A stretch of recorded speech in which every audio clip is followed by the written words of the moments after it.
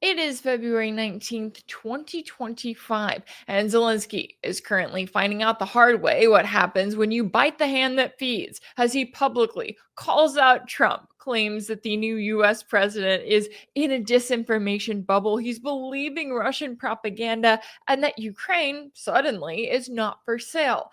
In return, Trump is calling Zelensky a dictator directly and saying it's time for new elections in Ukraine. And I don't know how else to explain this to Zelensky, but his days as the current US puppet in Ukraine are officially numbered. We are seeing a massive shift when it comes to where the US is positioned, how it is willing to talk to Russia to have dialogue versus being on the brink of World War III, which we saw at the end of last year under the Biden administration. And then, of course, the question becomes, where is this progress going to go? How long is it going to last? And could this be the beginning of the end for the NATO alliance as we know it? We got into all of that and more with a special guest earlier, so let's take a listen to that conversation now. Joining me now to discuss is Scott Ritter, a former UN weapons inspector and U.S. Marine Corps intelligence officer. Scott, thanks so much for taking the time to join me.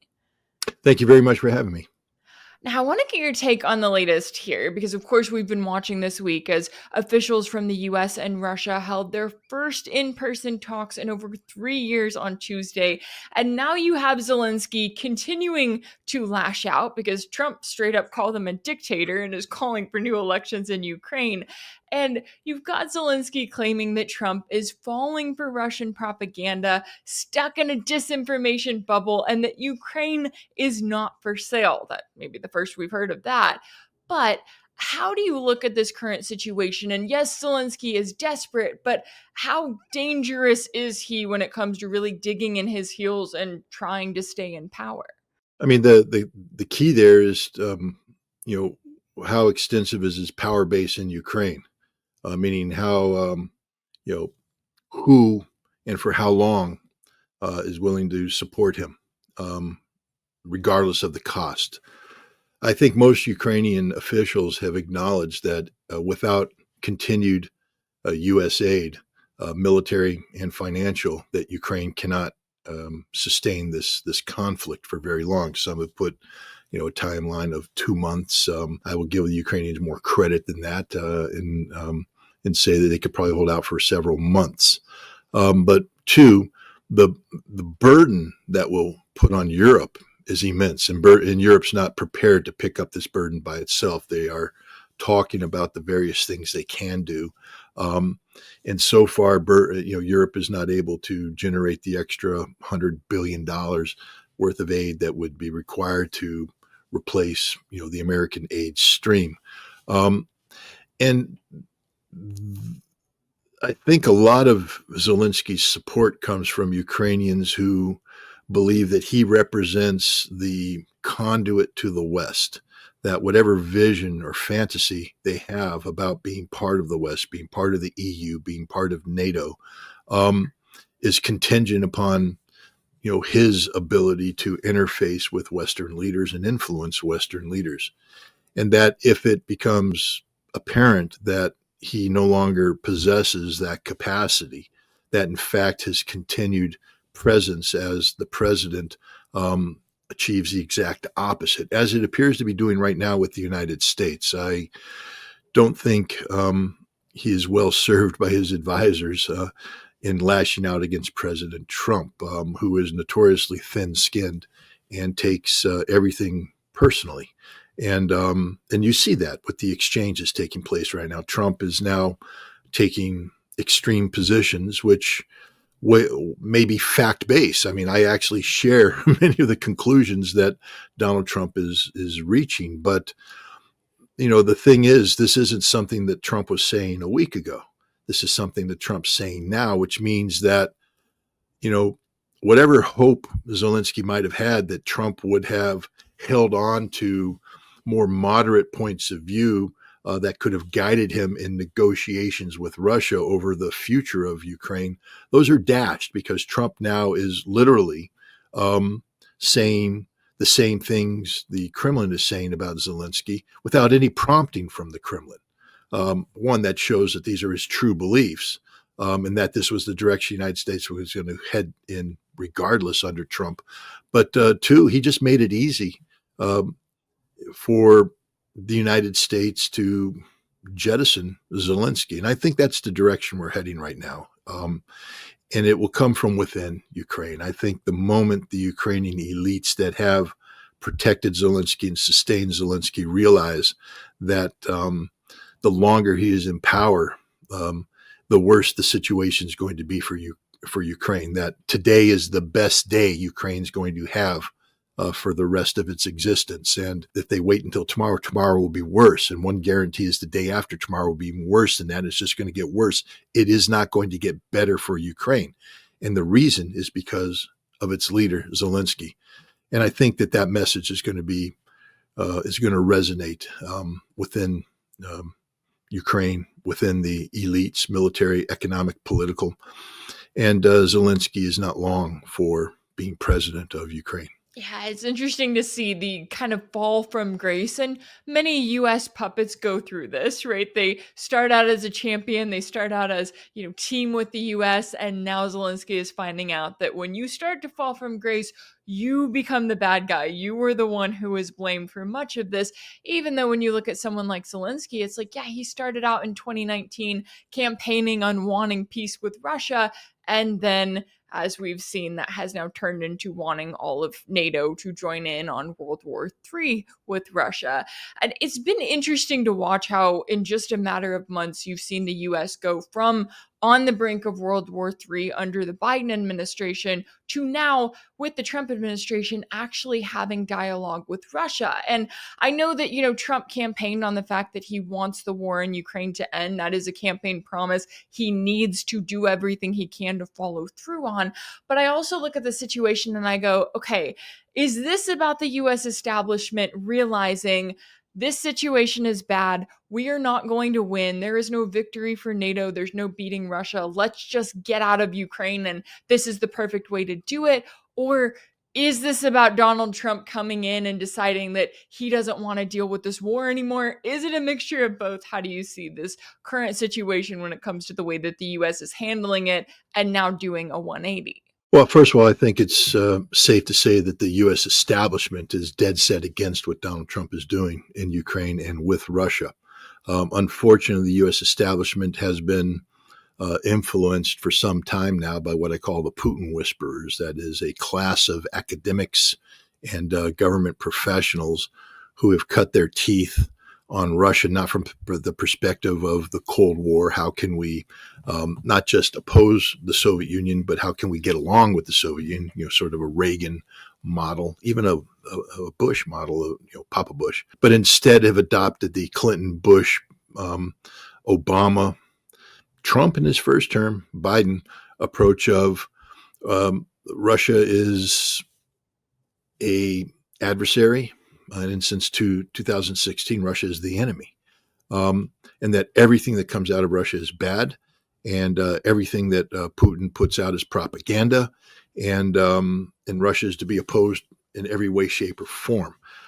This is in the DNA of the American establishment. I know this from firsthand experience on a number of levels. One is personal. My daughter went to Georgetown University to their foreign, their foreign institute school to get her master's degree. And this is where the next generation of American diplomats, foreign service officers, foreign, the foreign area experts in the military, they go to get their degrees, their master's degree, that graduate level degree that gives them that punches that ticket that gets them up into the bureaucracy. Many of her classmates were people who were employed by the National Endowment for Democracy. They worked for USAID.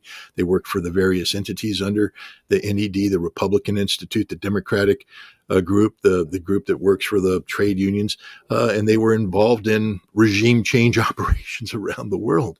And my daughter went with me to Russia last year, December, January, to see Russia firsthand.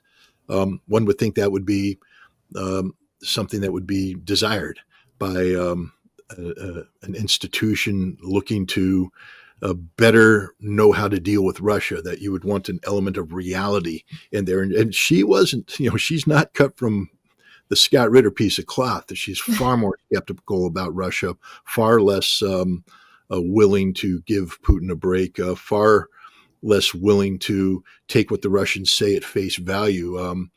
She was a hardcore skeptic, and that's why I wanted to bring her, not to change her, but to say if you're going to have skepticism, at least allow it to be informed skepticism.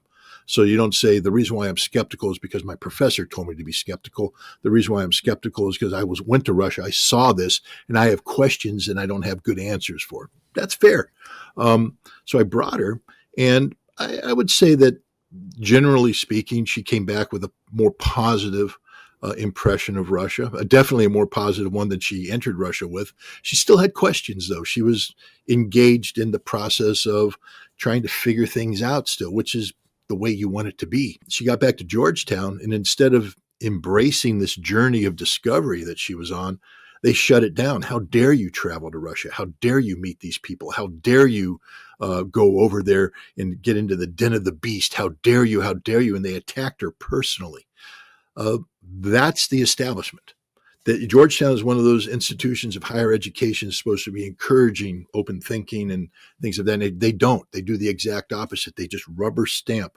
They create these robots, mass production robots who are programmed to think one way and one way only. And then they go into the bureaucracy at the junior and mid levels. And these are the people that then eventually get to the top and are at the top of the pyramid calling the shots. The entire establishment is infected with Russophobia. To this day, it's infected with Russophobia. And so what Trump is doing is so against the grain of what the establishment wants done. And so this is purely about Donald Trump. This is not some sort of, inertia or momentum coming from a reformed American establishment. Donald Trump is destroying the establishment, and then from the ruins projecting himself forward, bounding forward with a new vision on how to interact with Russia. But it's not one that, if you take a look at it over time, you'll see inconsistency in it. But at least the inconsistency appears to be in a pattern, meaning that the greatest inconsistency is early on, as Trump tries to discuss Russia and discuss the framework around which how he sees a negotiation taking place. And then you look at it as it progresses to where we are today, and the disconnect is real. I mean, what he was talking about as recently as September, October, November of this year, December even of last year, I'm sorry, and what he's talking about today, just merely months later, it's night and day. And I think what happened is that Trump has been exposed to reality. In that reality, the vectors of reality come in from two directions. One is direct connectivity with the Russian government, something he was unable to do as a private citizen. He is now able to do as the president of the United States. And it's amazing how if you have actual dialogue with the Russians and you hear the Russian perspective from Russians, how that is empowering in many ways because it's reality based. And Trump has said, I'm now seeing the perspective from the Russians, and that impacts his stance, for instance, on NATO. He now understands that Russia will never allow NATO into Ukraine. He understands why, and it's been incorporated into his negotiating position where it wasn't early on. And I also think that he has the benefit of counsel from people who are interacting with the Russians, again, at a level that they were unable to do under the Biden administration. Let's take, for instance, Wickoff, his Middle East envoy, who has turned into a Russian envoy now. This is a man who, traveled to Moscow just a week or so ago to liberate Mark Fogel. He has no Russian background at all, zero. But he's a businessman, and business is the language of Donald Trump.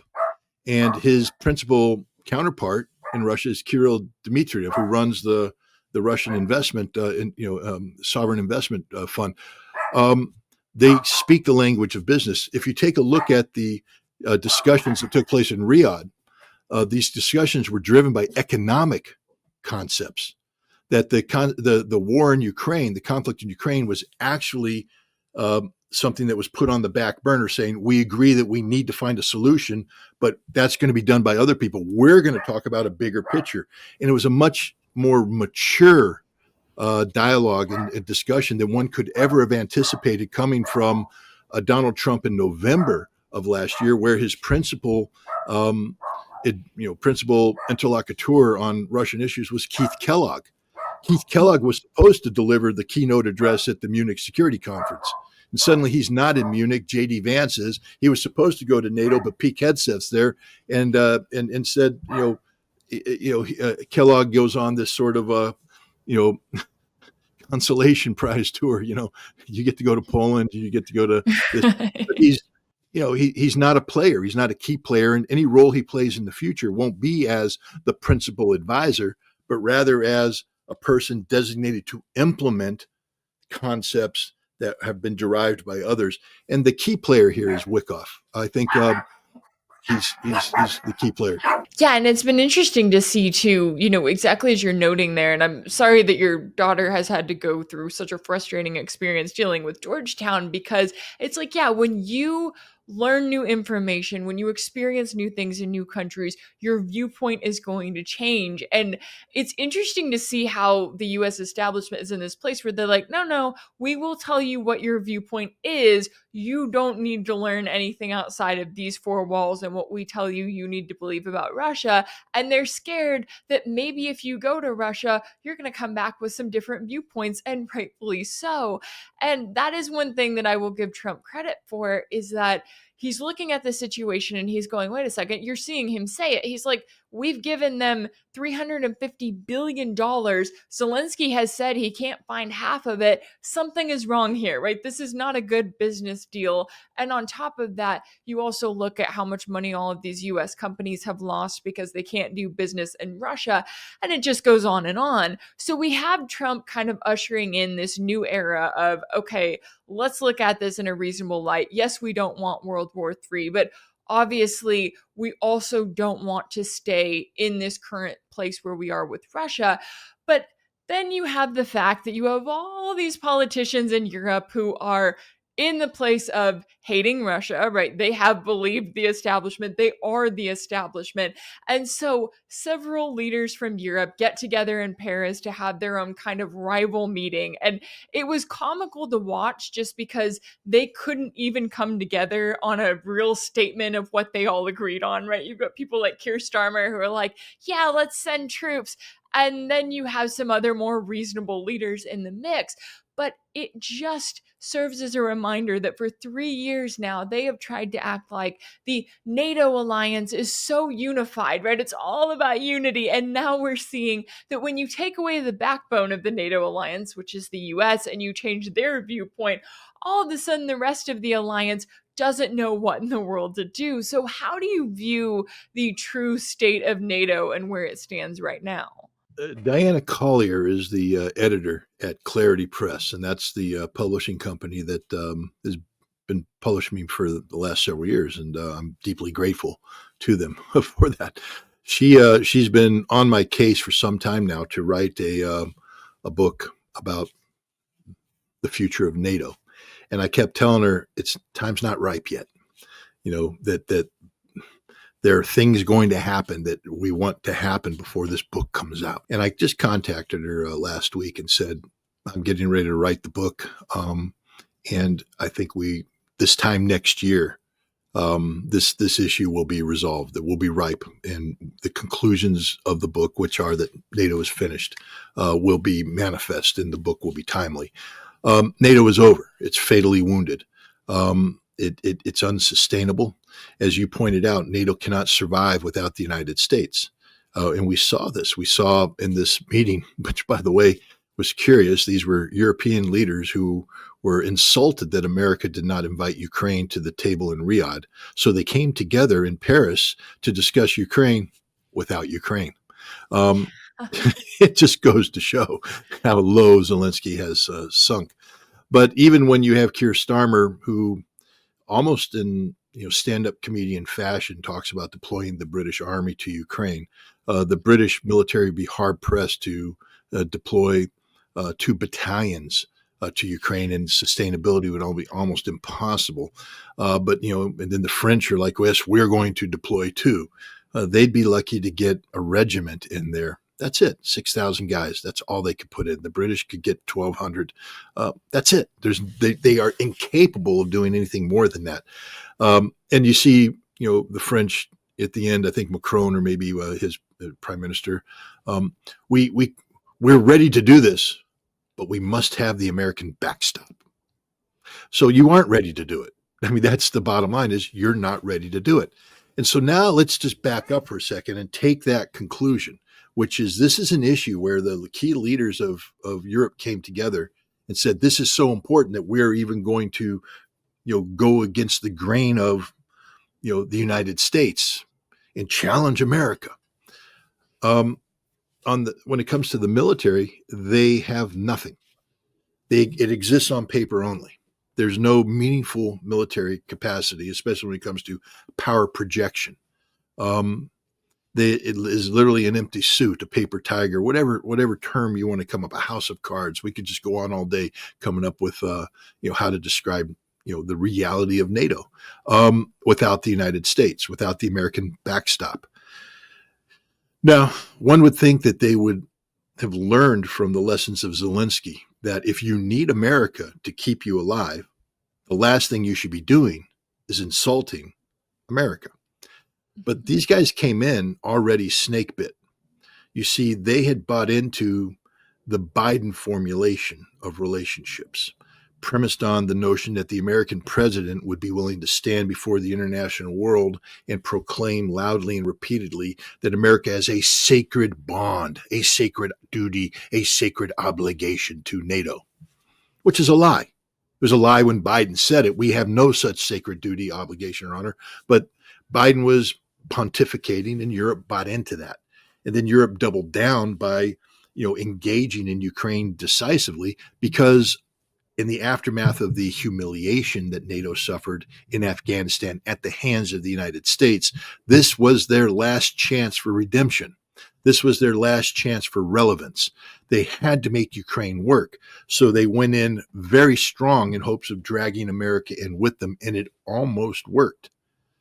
It almost worked too well. It almost got us to the point where we were near nuclear war with Russia last fall. As in the spirit of transparency, I hope that the Trump administration will release the records, the internal documents, the discussions between the United States and others, the CIA briefings that were given to Congress, et cetera, about how close we were to a nuclear war, that we were closer than anybody even possibly knows.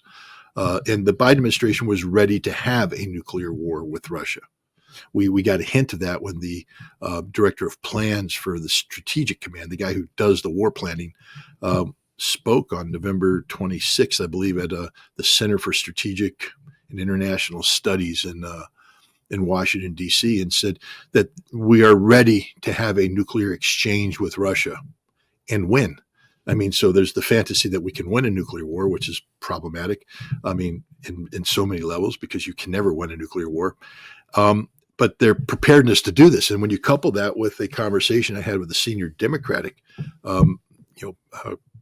congressman who was briefed by the CIA on their assessment about the Russians, I said, "Well, I know you can't get into classified briefings, but did they think the Russians were bluffing?" And he said, "No. The scary part wasn't that." He said that the CIA actually said the Russians aren't bluffing. He said the scary part was when the Biden administration said, "We don't care. We're ready to have a nuclear war." That's how close we were. That's the mindset that existed there. So we dodged a bullet there. I mean, but this is because of Europe. And remember, at the same time that Europe is leading us down a path, because Keir Starmer came to the United States on September 13th with his beautiful little red box with the papers that would have gotten us into a nuclear war with Russia. The British Prime Minister, he's not our friend. Olaf Scholz is not our friend. Emmanuel Macron, he is not our friend. Europe is not our friend. Europe is desperately looking for relevance, and they're trying to get America to overcommit so that NATO becomes an indispensable part of America. It's the parasite trying to make itself a permanent attachment to the host. Trump has recognized NATO as a parasitic organization that sucks the life out of us. And he's challenged NATO to step up and pay more. They can't. They're incapable of doing that. But that's not it. It's one thing if a parasite comes on and tries to fool you into believing that it's beneficial. Hi, I'm only here. It's like if you're a crocodile and you have that bird that comes in and sort of cleans your teeth and all that stuff. You're like, okay, I'll open my mouth and let you do that. But not if you're remora attaching yourself to a shark and then putting worms in there and the shark dies eventually. NATO and Europe is trying to say, no, we're here. We're your friend. We're here for your benefit. But they're not. They're a life-sucking parasite. And for Trump especially, after he won the election, NATO and Europe went into Trump-proofing mode. Think about what I'm saying. This is the man who was just elected president by the people of the United States with a convincing mandate for change. He will be the president of the United States for the next 4 years. The man that Europe had been betting on lost. His party is out. So instead of saying, well, gosh, we have to adapt to this reality, let's go see what the American boss wants because they know who the boss is. They instead align themselves fully with the outgoing administration, seeking to undermine Trump, to Trump-proof policies, to make sure that when Trump became president, he was trapped in conflicts and in a political direction that he could not extricate himself from. And the number one direction they wanted to go is to ensure that Donald Trump could not make a peace with Russia over Ukraine. This is why we were even closer to nuclear war in December than ever before, because the Biden administration was working with the Europeans to actually, pump up the volume, so to speak. Yeah. So now you're Donald Trump and you're going, you guys did what? And now Europe's like, oh no. What were we thinking? We want to be your friend. We want to be on your, and Trump's like, no. So Trump is already predisposed to be as anti-European as possible. And yet it's very difficult, even given the disaster of the current state of affairs between Europe and the United States, to extricate yourself from decades of entanglement. The roots go deep. The parasite has literally gotten into your organs. And so even Trump has to slow roll this thing, hence the attention that we give to Europe. Even though we go to Europe to create chaos, we still feel obliged to engage with Europe and to be considerate of what Europe says.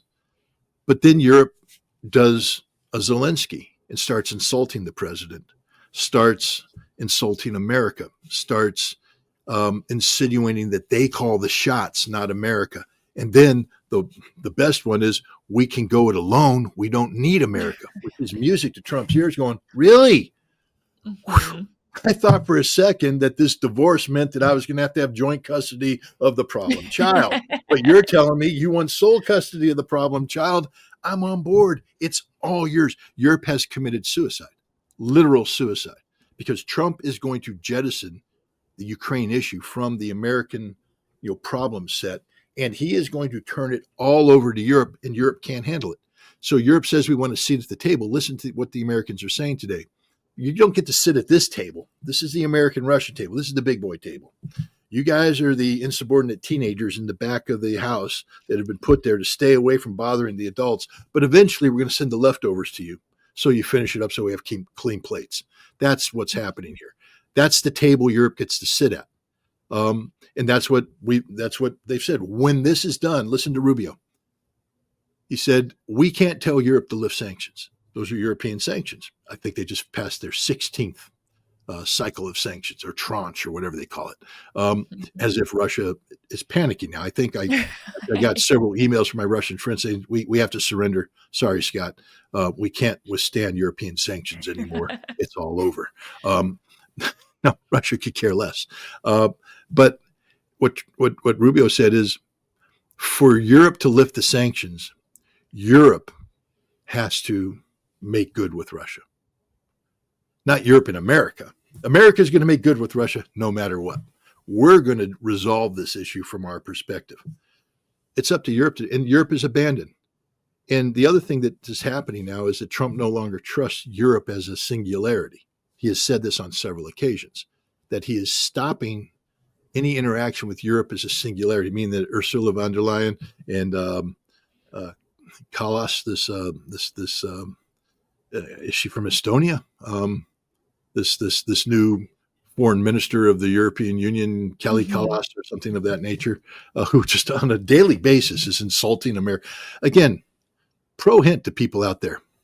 You're allowed to hate us, really. And I think you have justification in many times to hate us. We haven't been the best of friends, and we haven't been good neighbors, and you can say all that stuff. However, we're still the biggest dog in the block. And the smart thing is to pet us and maybe feed us some treats. Okay, that's the smart approach. But if you want to take the big dog who's already irritated, remove his food bowl, kick him, punch him, tease him, he's going to turn on you and swallow you. Europe has insulted America one too many times. Again, if you're going to insult us, be willing to stand on your own. Stand up and say, I am somebody that is capable of operating without you and willing to operate without you. So therefore, I thumb your, we can get into Monty Python insults, when you're not able to do that, when you are the dog that still has the leash attached, to the collar held by the person you're insulting, don't be surprised when they yank that over there and put you in line. Europe is being put in line. Trump will not deal with Europe as a singularity anymore. Trump has said that he will deal with Europe in terms of bilateral relations with European nations, which is the end of the European Union. So not only is NATO dissolving as we speak, NATO is unsustainable financially. Europe cannot afford NATO, and America doesn't want to pay that bill anymore. And it's over for NATO. It's finished.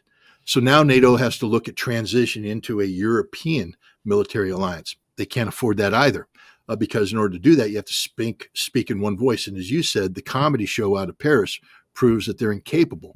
While Macron and Starmer are trying to impress the world with whatever the hell it is they call French and British militaries nowadays. The Germans are saying, we ain't putting troops there. The Poles said, we ain't putting troops there.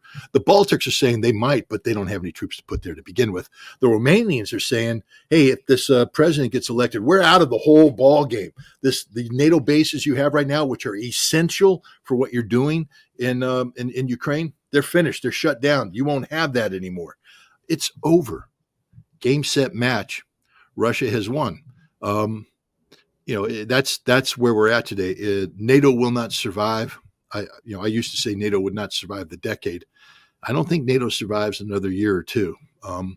The collapse is going to be even more dramatic and rapid than anybody anticipated, because there's nothing there to sustain it. And the same thing with Europe.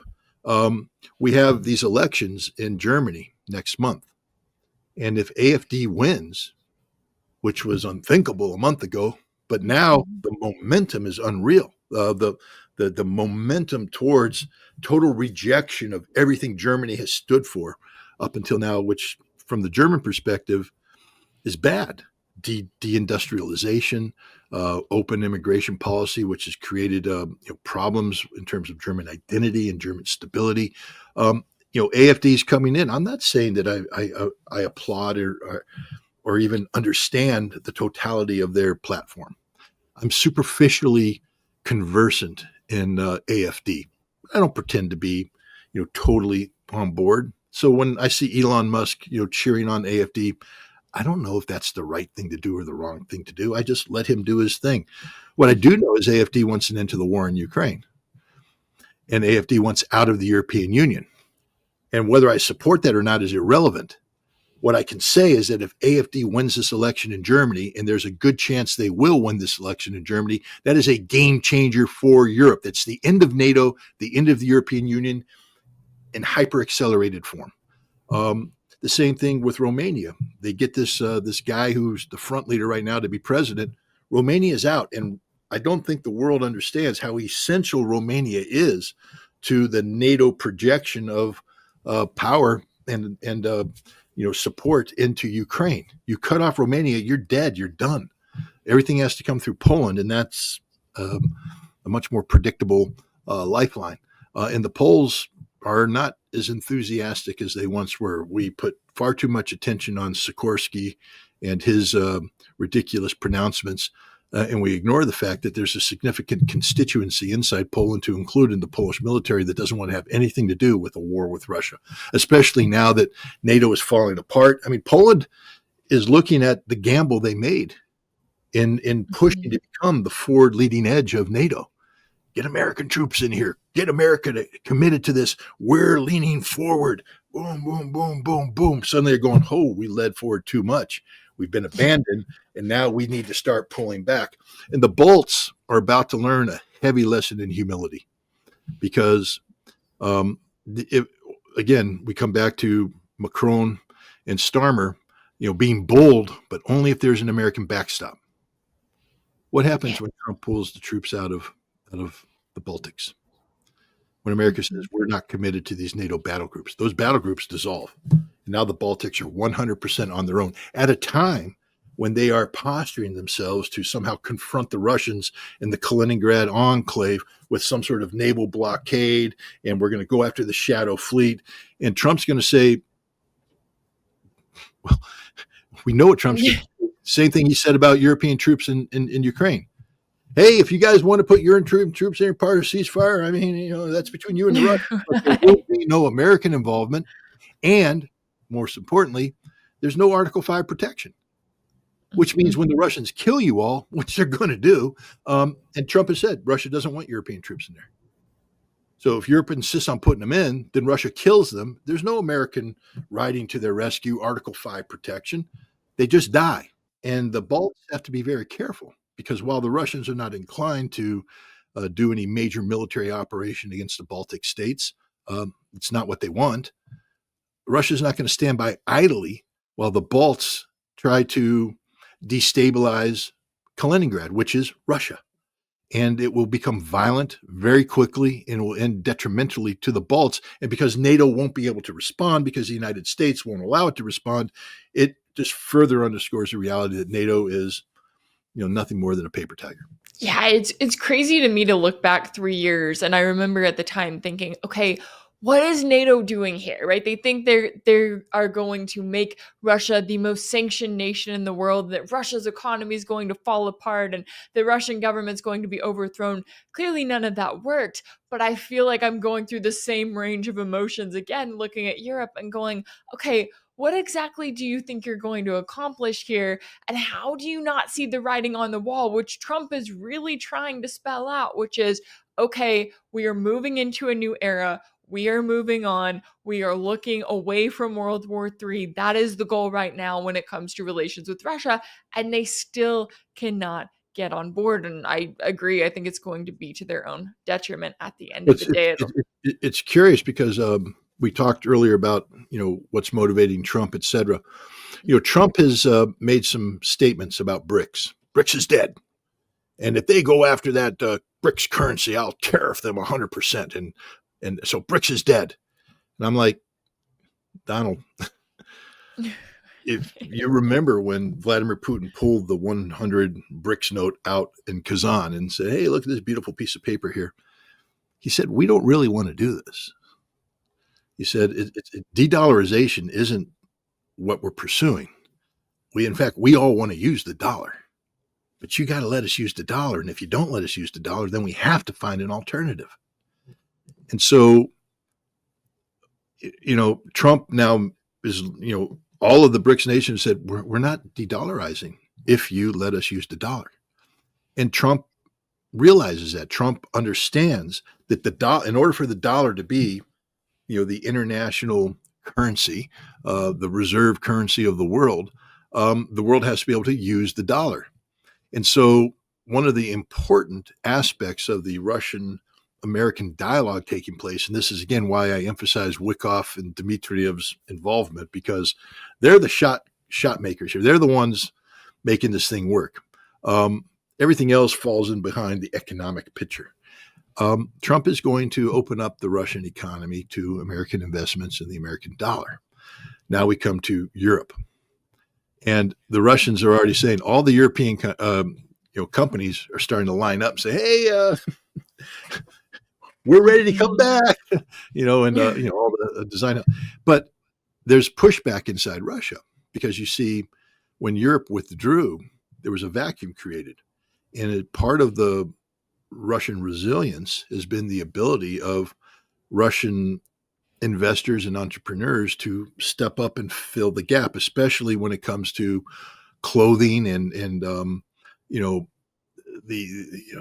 don't want to use what's the term we use in the United States if something is expensive and such. It's not essential. It's like a luxury or like a luxury, a luxury item. So the Russians have stepped into the luxury field, and they're making things for the Russian people of high quality, and now you have Hugo Boss and others saying, hey, we want to come back. And I don't know if you saw Maria Zakharova's statement today. It's brilliant. It's just genius.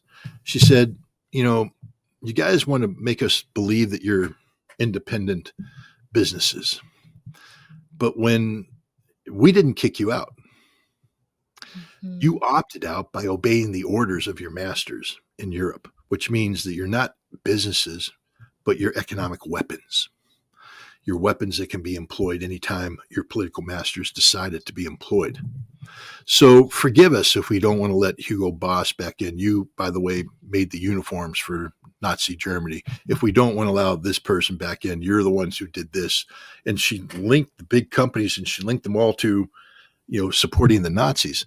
And then she said something very interesting. And again, in the West, I struggle to try and impart on Americans how utterly essential the memory of the Second World War, the Great Patriotic War, is to defining the existence of modern day Russians. That it's not propaganda. It's not Putin doing this. It resonates with. Maria Zakharova cried when she talked about her mother and bread. I don't know if you remember that conversation. She talked about the importance of bread and why bread means so much to her. Because back in World War II, her grandmother sustained her mother on grams of bread, and they would starve to death without it. Bread was life. And so you can't today be at a dinner table and leave bread on your plate. You have to eat that bread because that bread is the symbol of life. And she cried. And this is a hard woman. And every Russian I talk to, when they talk about how important this is, it's personal to them because they all lost family members. They all lost everything. And the tears come in their eyes. So, I went to a Russian war monument. I think it was dealing with Sevastopol. And you go in there and you go through, and there's this corridor where the names of the fallen are carved into a wall, and you hear their voices coming at you. And then you walk in, and it's like an auditorium, and you see the faces, and then it turns into the stars. And the implication is that 27 million souls are looking down on you and judging you every day for your actions to ensure that the way you live your life today honors the sacrifice they made to give you the life that you're living today. And this isn't propaganda. This is as real as it gets. And so Maria Zakharova goes on and she says, understand this, that if we let you back in, we understand who you work for, and you will be kicked out if your government ever disgraces the memory of the fallen, the role played by the Soviet Union in liberating Europe, defaces the monuments, belittles the sacrifice made in the special military operation, that Europe has to stand up and not just be silent about Russia's role in World War II victory, but to acknowledge it, and also to acknowledge that what Russia did in Ukraine was of an equal status to that. This is Russia asserting itself like it hasn't done in a very long time. And I think it's going to succeed, but that means that Europe is going to have to fundamentally change. We see a situation where Emmanuel Macron will definitely lose the next presidential election by 18 to 20 points to Marine Le Pen, who is no fan of continuing this conflict. Starmer's his support is collapsing. He'll be the sixth British prime minister in the last 2 years, or since 2016, so the last 8 years. But I mean, lately they've just been falling like flies.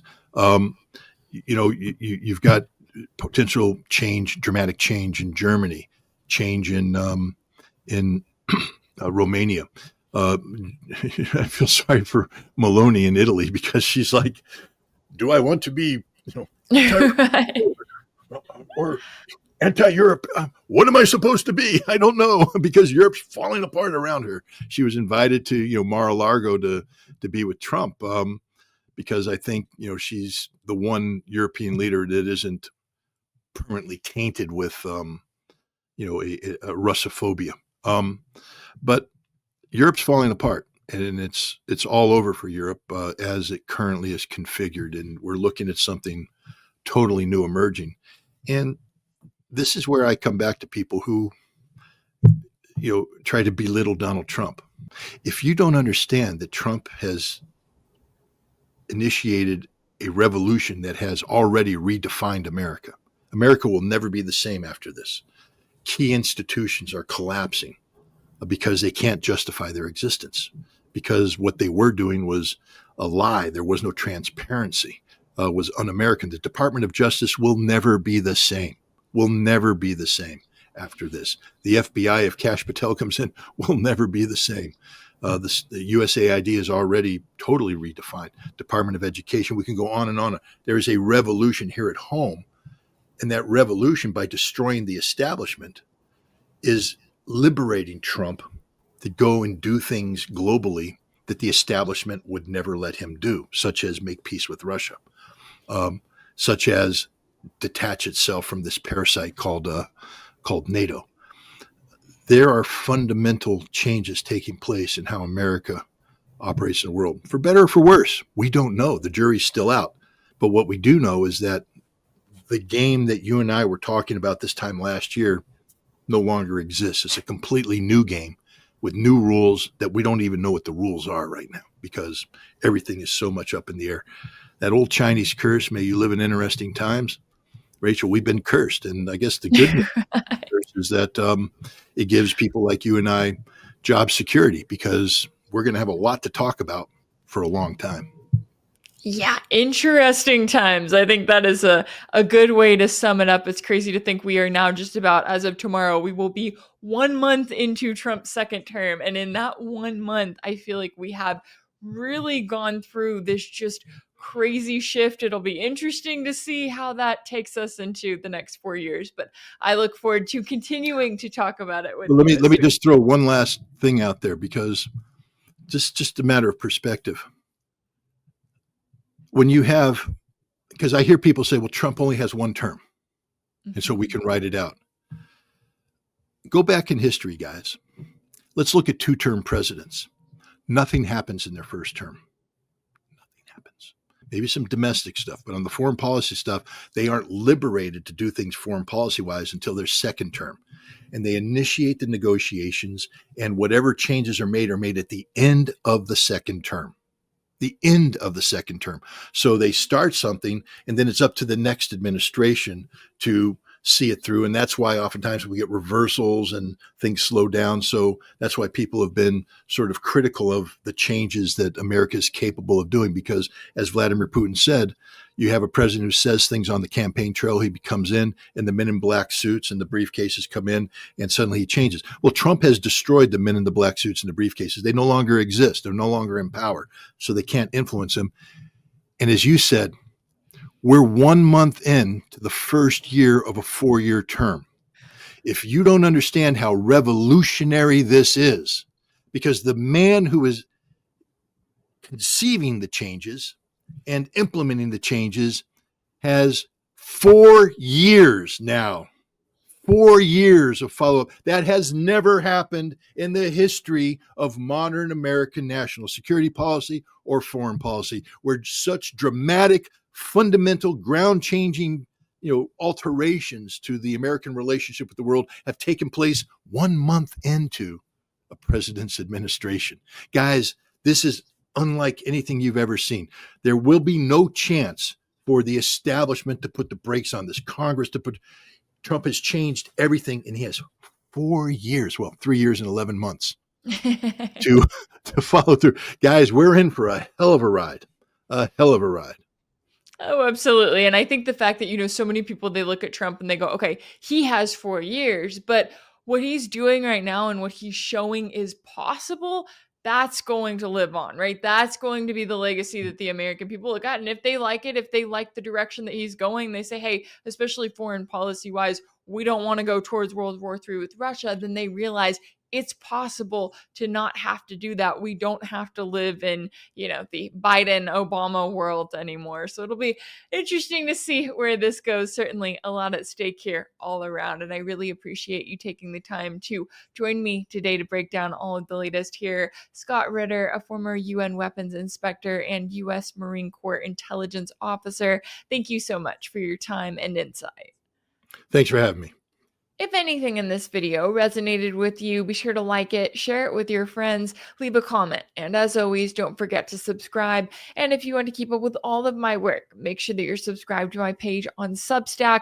That's rachelblevins.substack.com. That's where you'll find ad-free videos and new weekly episodes of my exclusive series for paid subscribers called Sanctioned. You can also check out Sanctioned over on my page on Patreon. That's patreon.com/RachelBlevins. As always, thank y'all so much for all of your support, and I'll see you next time.